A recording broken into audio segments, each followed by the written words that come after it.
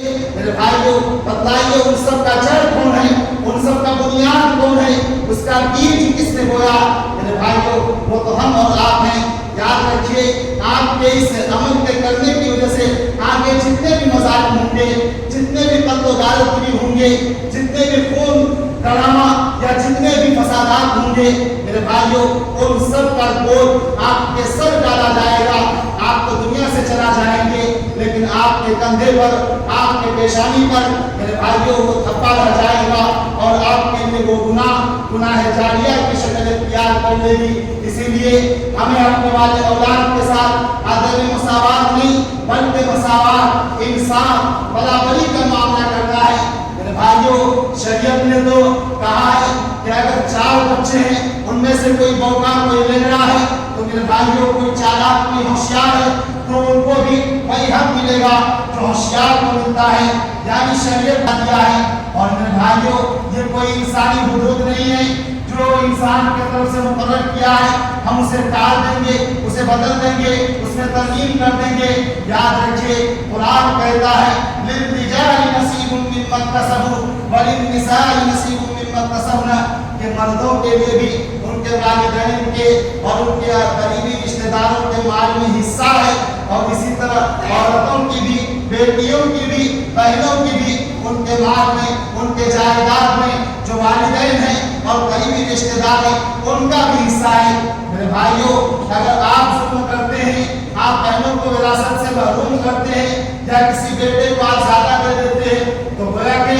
صریح طور پر آپ قرآن کے اس حکم اور اس اصول کی مخالفت کر رہے ہیں اور اللہ سے آپ جھگڑ کرنے کے مترادف ہیں۔ تو میرے بھائیوں آج ہمیں ہوش کے ناخن لے لینے چاہیے،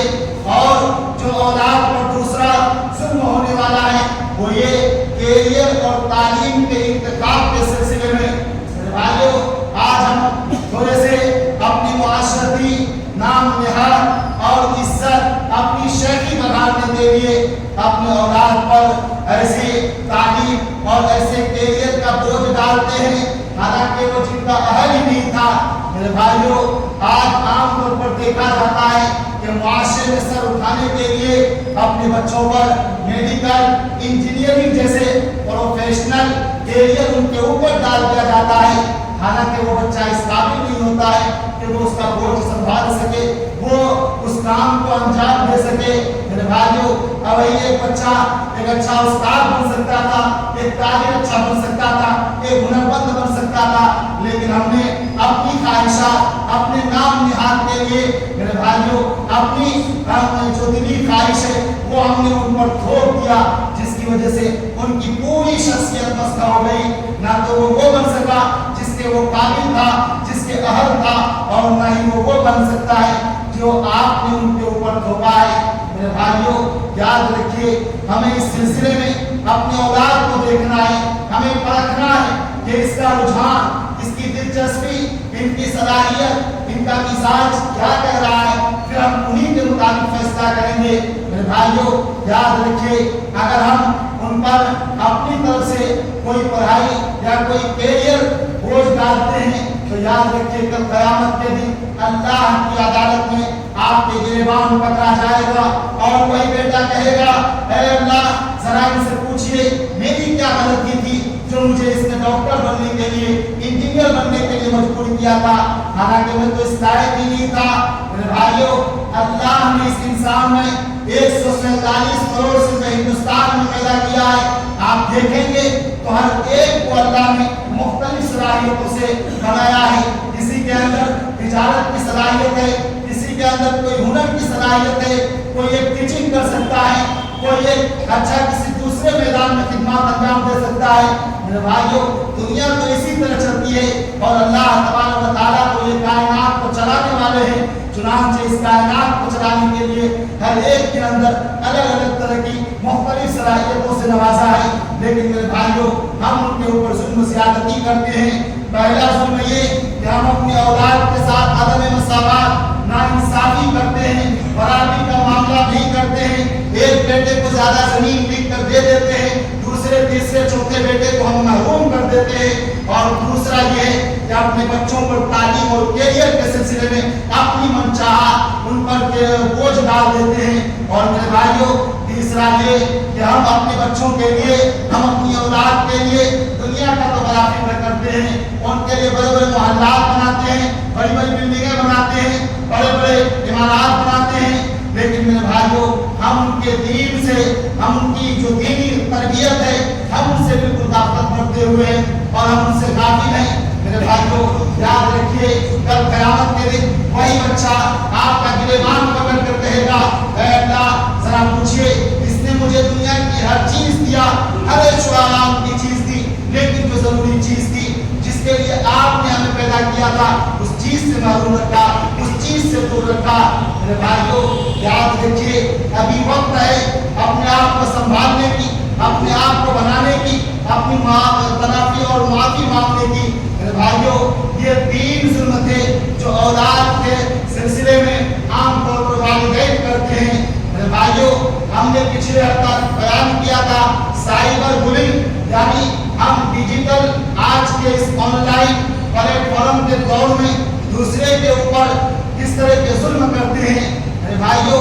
आज हम दूसरे के कोह में लगते हैं, दूसरी की इज्जत उछालते हैं, दूसरे के घर को बर्बाद करने के खिलाफ कराते हैं। वो तरीका बदल गया है, कल मुंह से बोला जाता था, आज हमारा ये उंगली काम करता है। मेरे भाइयों, याद रखिए, आज ये मोबाइल फोन जो है, ये हमारी जो हमारे सालिहा है, उनको निगलने के लिए और जहन्नम के आगे धकेलने के लिए इसका बहुत बड़ा रोल है। मेरे भाइयों, याद रखिए, ये मोबाइल अगर चाहे तो आपकी जिंदगी संवर सकती है, और अगर आप इसका गलत इस्तेमाल करेंगे तो मेरे भाइयों, ये आपको जहन्नम के दरवाजे तक पहुंचा सकती है। लिहाजा हमें देख लेना चाहिए कि हम अपनी मोबाइल स्क्रीन पर इन चीजों का मुशाहदा कर रहे हैं, हम उनको किस तरह देख रहे हैं। मेरे भाइयों, आज के दौर में कोई खबर, कोई जाली खबर आता है, कोई पैगाम आता है, हम बगैर तहकीक किए एक शेयर बटन पर क्लिक करते हैं और पूरी दुनिया तक पहुंचा देते हैं, और हम समझते हैं कि हमने बहुत बड़ा काम कर दिया, हमने फतेह मुबीन अदा कर लिया। मेरे भाइयों, याद रखिए, कुरान तो कहता है अगर कोई फासिक खबर ले आए तो पहले उनकी तहकीक कर लो, और अल्लाह के रसूल का फरमान है, कफा बिल मरी कदीबन अय्युहा बिसबी कुल्ली मा समिया, ये आदमी के झूठा होने के लिए इतना काफी है कि वो हर सुनी हुई बात बगैर तहकीक के आगे बढ़ा दे, बगैर तहकीक के दूसरे सामने बयान कर दे। मेरे भाइयों, आज हमारा मामला क्या है, इसी डिजिटल से ताल्लुक रखने वाले कि हम दूसरे के ऑनलाइन उनके रिकॉर्ड देखते हैं, उनके निजी कॉल से निकालते हैं, उनके डिटेल से देखते हैं, उनके मोबाइल से उनके जो निजी फोटो है, जो तस्वीर है, उनको अपने मोबाइल में लेते हैं और उनको दुनिया वालों के सामने तशहीर कर देते हैं। मेरे भाइयों, हमने अल्लाह के रसूल का वो फरमान आलिशान पूरा बैठा है, जिसमें अल्लाह के रसूल ने बयान फरमाया कि जो शख्स किसी एक मुसलमान बहन या भाई का इस दुनिया के अंदर कोई ऐब छुपाएगा, कोई पर्दापोशी करेगा, तो कल क़यामत के दिन अल्लाह तबारक व तआला जहाँ रोज़े अव्वल से लेकर हज़रत आदम से लेकर आखिर तक जो इंसान इस दुनिया में आएंगे, उन तमाम के सारे रूहें और सारे इंसान मौजूद होंगे। वहाँ अल्लाह का वादा है कि अगर तुमने दुनिया में किसी की ऐब पर्दापोशी किया तो हम तुमको अपने लोगों के सामने तुम्हारे ऐब को बचा लेंगे, तुम्हारे ऐब को छुपा लेंगे। मेरे भाइयों, अगर हमने इसी तरह अपने मोबाइल के जरिए दूसरों के निजी मामला को फैलाता रहा तो याद रखिए, फिर कल क़यामत के दिन जहाँ पूरे हुजूम होगा, हमारा भी वो सारी रिकॉर्ड जो हम बंद कमरे में अपने मोबाइल स्क्रीन पर जहाँ मुझे समझते हैं कि कोई नहीं देख रहा है, लेकिन अल्लाह देख रहा होता है। मेरे भाइयों, जो हमने काले करतूत अंजाम दिए, वो सारे स्क्रीन, वो सारी फिल्में चला दी जाएंगी और दुनिया वाले वहाँ फिल्म देखेंगे। तो मेरे भाइयों, आज हमें जरूरत है कि हम दूसरे के निजी मामलात को दखल अंदाजी न करें। मेरे भाइयों, इसी जो मुआशरे के मसाइल में इसी कड़ी के आगे आप देखेंगे कि कौमी रफाही जो आवामी चीज़ है, हम में से बहुत से ऐसे लोग हैं जो एहतजाज के नाम पर और भी बहुत सारे नाम पर उनको नुकसान पहुंचाते हैं। कभी हम मस्जिदों को नुकसान पहुंचाते हैं, कभी मदारिस को नुकसान पहुंचाते हैं, कभी सड़कों को नुकसान पहुंचाते हैं, और हम ये समझते हैं कि ये मेरा है। मेरे भाइयों, याद रखिए, अगर आपने किसी एक बंदे के साथ जुल्म किया, उनका माल हड़पा, अगर अल्लाह ने कभी तौफीक दिया तो मुमकिन है कि आप उनसे माफी मांग लेंगे, मामला खत्म हो जाएगा। लेकिन मेरे भाइयों, आप कौमी या सरकारी किसी खजाने को, किसी बिल्डिंग को या किसी चीज को आप नुकसान पहुंचाते हैं, तो याद रखिए इस मुल्क के रहने वाले 147 करोड़ लोगों के सामने आपको ये जवाब देना होगा कि आपने क्यों नुकसान पहुंचाया। और मेरे भाइयों, आप भूल जाते हैं कि अगर हम 1 रुपये लेते हैं तो बस 1 रुपये है। याद रखिए, अगर मस्जिद का 1 रुपये है या कौम का 1 रुपये है तो पूरी कौम उसमें शामिल है। जब तक पूरी कौम माफ ना फरमा दे मेरे भाइयों, उस वक्त तक आप आगे नहीं बढ़ सकते हैं। मेरे भाइयों, इसी आगे कड़ी को बढ़ाते हुए एक सबसे इंतहाई खतरनाक जो जुल्म है, जिनके तरफ हमारा निगाह भी नहीं जाता है, वो ये कि जानदार जो मखलूक है हम उन पर जुल्म करते हैं। बस औकात देखा जाता है कि हमारे गली मोहल्ले में छोटे छोटे बच्चे तो दूर, नौजवान भी, बड़े बूढ़े भी आवारा कुत्तों को परेशान करते हैं। और मेरे भाइयों, और उन जानवरों को जिन पर बोझ लादा जाता है, जैसे खच्चर गधा वगैरह, उन पर भी उनकी हिम्मत से ज्यादा बोझ लाद कर उन पर मजीद जबरदस्त चलाने के लिए